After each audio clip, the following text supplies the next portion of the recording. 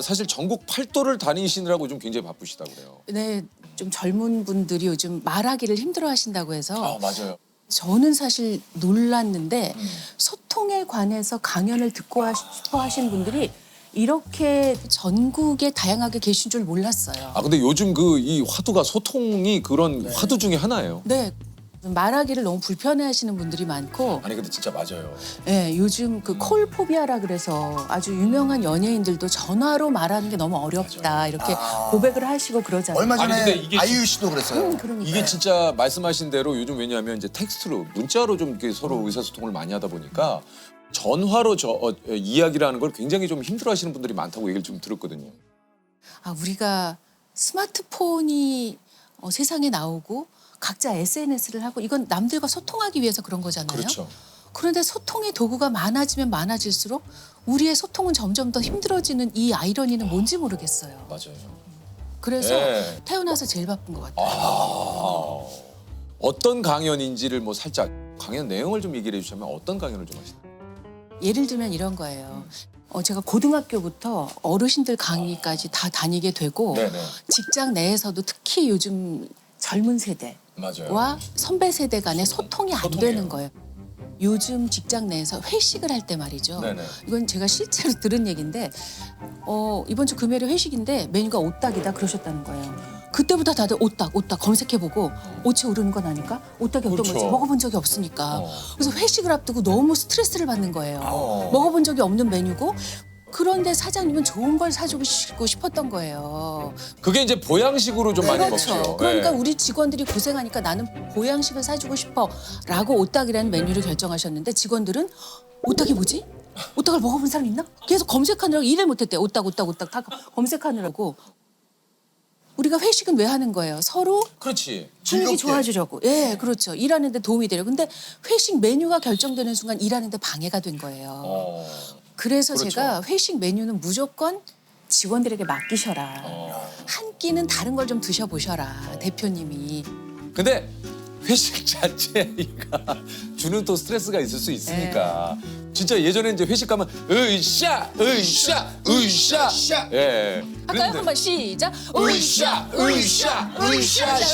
예. 예전에 막 진짜 그랬는데 요즘은 좀 뭐 회식을 좀 그렇게는 좀 잘 안 하긴 하는 저는 편이에요. 궁금한 게 선배님은 회식 즐겨 하십니까? 네, 회식을 제가 생각해보니까 30대까지만 즐거웠던 것 같아요. 40대가 되면 그냥 카드를 주고 집에 가야죠. 그래요. 네, 그래서 잘 봐야 돼. 왜냐면 매번 카드만 주면 또 성의 없어 보여요. 아니에요. 아니에요?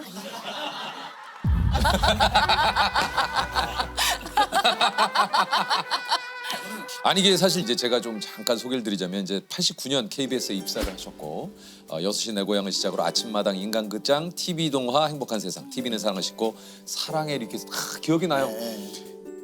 아침마당 얘기를 그래도 빼놓을 수 없는 게 18년 보름을 진행을 하셨는데 생방송은 4,500회. 맞아요. KBS의 간판 프로그램을 모두 진행을 하셨죠. 근데 어떻게 저는 보면서 두 분의 공통점이 있다면 그냥 제가 이렇게 다른 시선으로 봤을 때 대화하고 싶은 사람이거든요. 두 분이. 그리고 내 얘기를 잘 들어줄 것 같은 사람. 근데 어떻게 그렇게 좀 편안함을 유지하시는지가 좀 그래서 저는 사실 오늘 오면 그걸 여쭤보려고 했어요. 큰 자기님한테. 뭘요? 어떻게 이렇게 편안하게 이야기를 들어주시고 이야기를 끌어내세요? 근데 뭐 제가 저기 금이 누나 나오셨는데 제가 제일 진짜 그런 그 대명사격인 네네. 우리 저 금이 누나가 이런 얘기를 하시니까 제가 좀 뭐라고 얘기를 드리기는 좀. 아니, 좀 궁금했어요. 저요? 네. 그러니까 저는 좀 그런 건 있거든요. 그러니까 뭐든지 예전부터 내가 들어서 질문을 받았을 때 답하기 힘든 그리고 굉장히 불편하다 느낄 수 있는 질문을 하지 말아야겠다라는 게 아마 굳이 얘기를 하자면 좀 그런 게 있어서 좀 편안하게 생각을 하시나? 이런 생각은 좀 듭니다. 저도요. 꼭 우리가 MC라고 해서 그분이 불편한 어떤 얘기까지 무조건 끌어내야만 하는 의무가 있는 건 아니다. 그걸 시청자들이 보고 이해하실 수 있다. 네. 야 어떻게 그 진행 능력을 좀 키우셨는지 좀 네네. 배우고 싶어요 저는. 제가 잘은 모르겠지만 제가 이제 작은 자기님을 오래전부터 봐온 그 팬의 한 사람으로서 네. 그 잘하고 싶다는 마음 있잖아요. 맞아요. 잘하고 싶으면 어떻게 되냐면 어깨에 힘이 들어가요. 들어가죠. 그리고 사실 이제 큰 자기님은 전반적으로 대본을 안 보시잖아요. 그러니까 아마 이렇게 쭉 훑어보고 머릿속에 흐름을 넣고 계실 거예요. 그런데 작은 자기님은 흐름을 넣지 않고 다음 질문을 넣으실 것 같아요. 그러니까 이미 이제 이건 이제 누님을 만나니까 이제 고해성사를 하게 되는데. 아, 자 드죠 하시는 거예요? 그러면 저는 오늘 아침에 뭐 드셨어요? 라고 물어보면 그걸 들어야 되잖아요. 뭐 드셨어요? 하면서 이미 다음 질문을 그죠. 언제 해야 되지가 저는 돼 있는 것 같아요. 왜? 안 그러면 무너지니까. 근데 오히려 얘기를 들으면 질문할 게 생각이 나요. 오히려. 미역국을 드셨다고 하면 오늘 혹시 생일이세요? 이럴 수가 있거든요. 그런데 안 들으면 이 사람이 생일이라는 오늘만 할 수 있는 이야기거리가 날아가 버리는 거잖아요. 예를 들면 와 오늘 너무 좋은데요? 야 금이 누나가 일타 강사예요. 개인적으로 좀 진행 일타 강사야. 과외를 좀 받아보고 싶을 정도. 언제든지 네. 제가 뭐 도와드릴 게 있으면 근데 언제든지. 진짜 그렇구나. 네. 특히 이제 수많은 분들을 많이 인터뷰를 하셨잖아요. 정말 많은 분들이 인터뷰를 하셨는데 기억에 남는 분들도 꽤 많으실 것 같아요.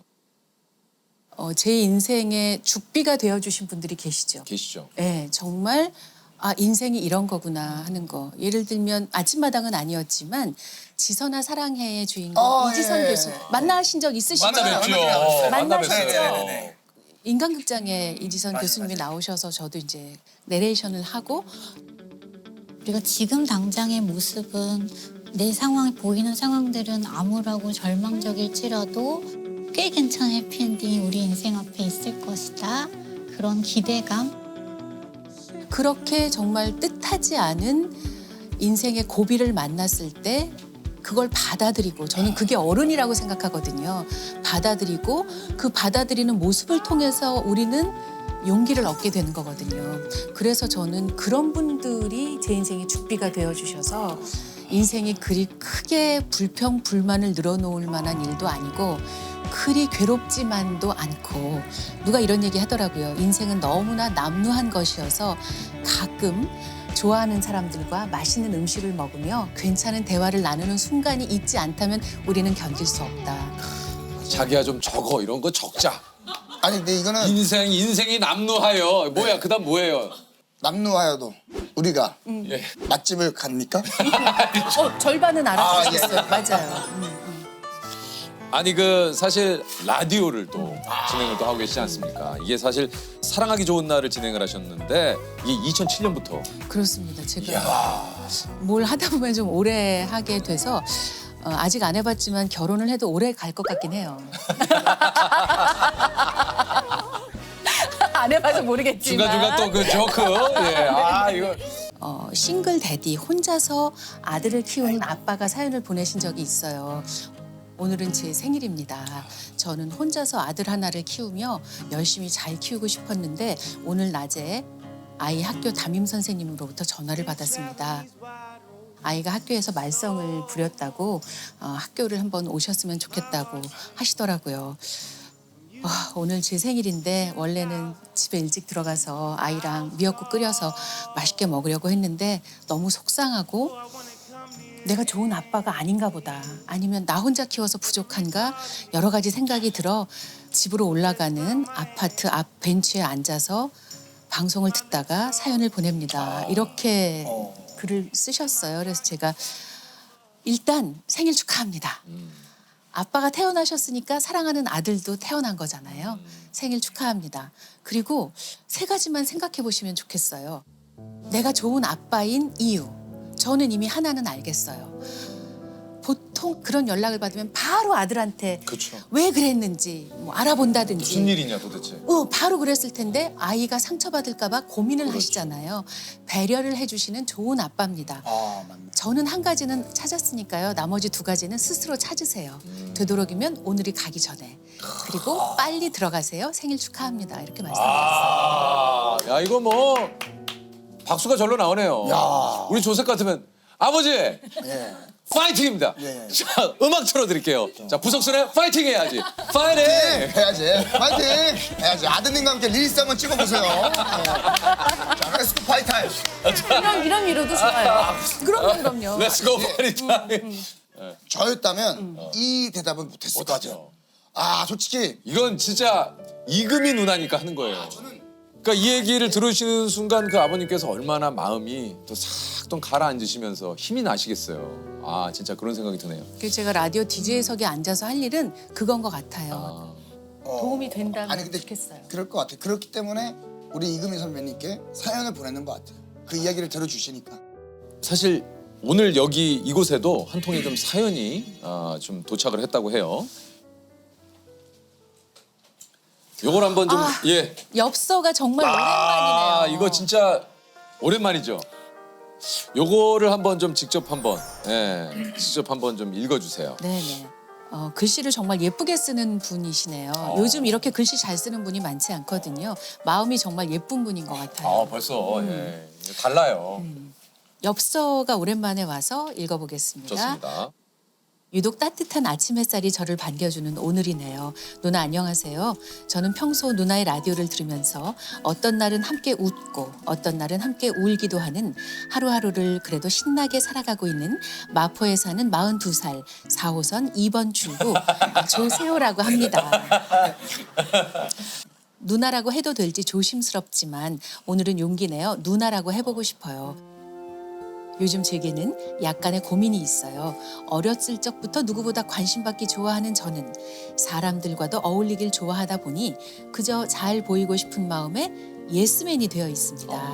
물론 누군가의 부탁을 들어주고 응해줬을 때 기쁨과 행복은 이루 말할 수 없이 좋았지만 가끔 스스로도 감당하지 못할 때는 한 번쯤의 거절은 괜찮지 않을까 하면서도 그로 인해 상대방이 서운해하거나 혹은 나란 사람을 다시는 찾지 않으면 어떡하지?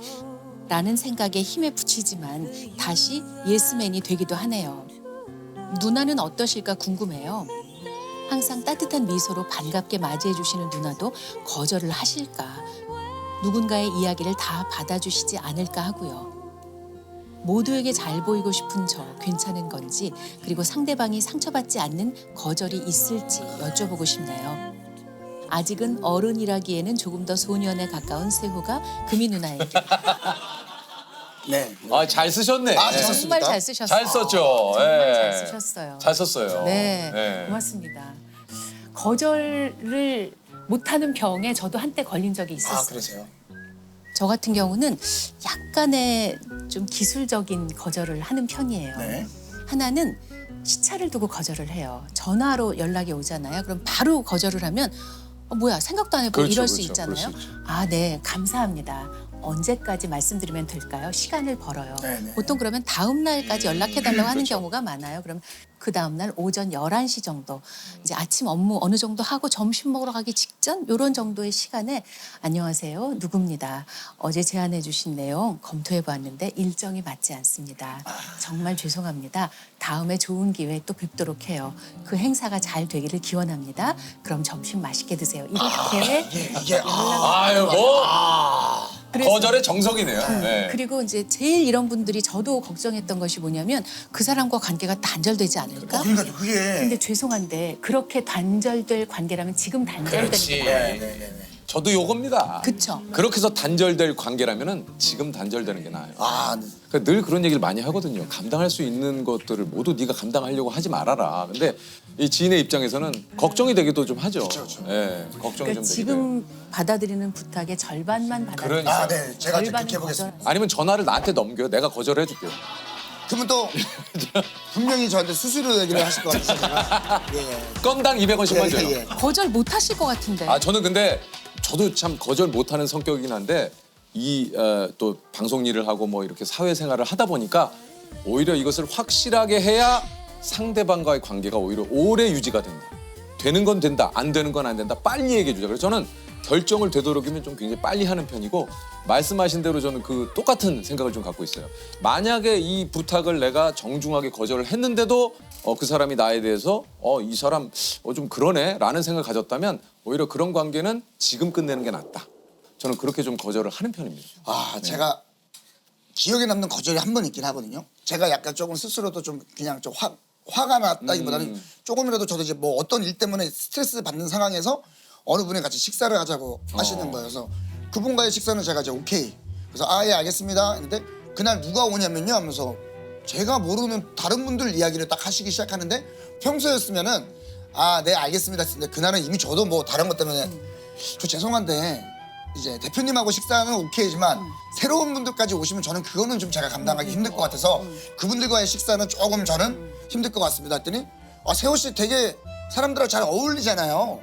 이분들 알아두면 좋을 것 같아요라고 하길래 제가 저도 모르게 저 근데 죄송한데 제가 그분들을 별로 알고 싶지가 않아서 그분들에게 미안하지만 이 약속은 제가 좀 힘들 것 같은데요라고 끊었어요. 그래서 끊고 나서 내가 왜 그랬지? 이분 괜히 상처드린 거 아니야? 아 근데 잘했는데. 근데 잘했죠. 잘했지만 거기에 이제 내 감정이 실려 있어요. 그러니까 내 감정이 감정을 뒤로 해야 되는. 아니 그러니까 그 사실 이렇게 착한 분들이요 10번 참았다 한 번 터뜨리는 그렇죠. 거거든요. 그러니까 10번 참지 마시고요 내 감정의 단계를 한번 매겨보세요. 그러니까 뭐냐면 내 감정 속에 빠져 있으면 나는 경기장의 선수예요. 근데 내 감정에 점수를 매기면 나는 심판이 되니까 경기로부터 빠져나올 수가 있거든요. 근데 내 감정이 0부터 7까지 있어요. 그러면 지금 내가 화가 올라온다. 1, 2, 한 단계를 매겨보세요. 그 순간 내가 내 감정으로부터 좀 빠져나올 수가 있거든요. 그래서 상황을 좀 전환하고 내 기분이 좀 가라앉고 어떻게 대처해야겠다. 시간을 번 후에 다시 통화를 하시면 되거든요. 그러면 3이나 4 정도에서 얘기가 오갈 수 있었는데 아까 보니까 한 6 정도까지 가신 거거든요. 갔어요. 맞아요. 갔죠. 7 직전이었거든요. 네네네네. 그러면 그분은 그 거절이 아니라 태도의 기분이 나빠지시거든요. 거기서 오늘 좀 힘듦이 있었는데 오늘 너무 좋은 답변을 해주셔서 그래서 그럴 때는 좀 감정의 단계를 한번 매겨보세요. 네. 자 감정의 단계를 매기자. 감사합니다. 예, 금희 누나가 얘기하시는 우리 관계에서의 꿀팁. 예, 오늘 또 한번 몇 개를. 오늘 그 굉장히 좀 그런 거 사실 이게 쉽지 않은데 아까 얘기한 대로 이것도 연습이 필요한 겁니다. 한꺼번에 되겠어요. 맞아요. 근데 오늘 이건, 너무 네. 좋은 답변을 해주신 것 같아요. 그 학생분들이 털어놓는 고민은 뭐가 좀 있을까요? 정말 놀랍게도 제가 2005년부터 티타임을 했는데요. 2010년대 중반까지는 연애 고민이 있었어요. 그런데 2010년대 중반이 지나면서부터 바뀌어요. 모두가 직업, 취업, 진로. 맞아요. 그 어느 정도냐면 대학교 1학년 1학기 때 만난 학생이 있었는데 입학하고 한 달 됐어요. 근데요. 4월 초에 만났는데 저한테 질문을 이렇게 해요. 선배님, 어떤 동아리에 들어가야 취업에 도움이 될까요? 그 대학교 1학년 1학기에 한 달 된 학생이 벌써 취업 걱정을 하면서 4년 후를 대비하는 거예요. 그래서 제가 요즘 학생들도 마찬가지라고 생각하는데 모두 다 문턱 증후군을 앓고 있다. 그러니까 뭐냐면 고등학교 때까지만 해도 대학의 문턱만 넘으면 돼. 대학 때는 취업의 문턱만 넘으면 돼. 취업만 하면 돼. 문턱만 넘으면 돼. 근데 요즘 문턱만 넘으면 되나요? 아니에요. 문턱을 넘어서 힘들어하고 지쳐있는 그런 사람한테 다시 일어나서 다시 취업을 준비하지 이렇게 만들거든요. 다시 운동화 끈을 매 이렇게 만드는 게 요즘 사회거든요. 그걸 어른의 시각으로 보시거나 어른 세대의 경험으로 이해하시면 안 돼요. 그러니까 어떤 그 내가 할 수 있는, 내가 쓸 수 있는 에너지라는 게 사람마다 한계가 있는데 연애라든가 기타의 다른 것에 쓸 에너지나 여력이 말 그대로 없다라는 얘기죠. 예를 들어 요즘 젊은이들이 쓰는 말은 이런 거예요. 저희 때는 시험 어땠어? 망쳤어 이렇게 말했거든요. 중간고사 망쳤어. 근데 망친 건 예전에 그 전영록 선배님이 사랑은 연필로 쓰세요. 그렇죠.